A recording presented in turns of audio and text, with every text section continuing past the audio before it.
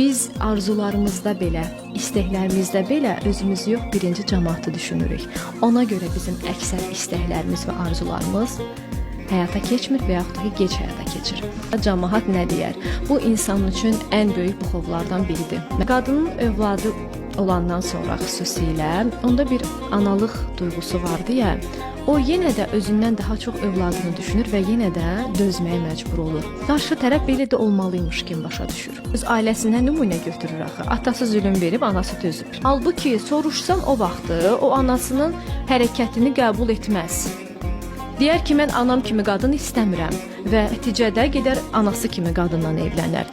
Qadın nə edir? O da ailəsində görür ki, anası dözür, vaxtında atası xəyanət edib, o dözüb.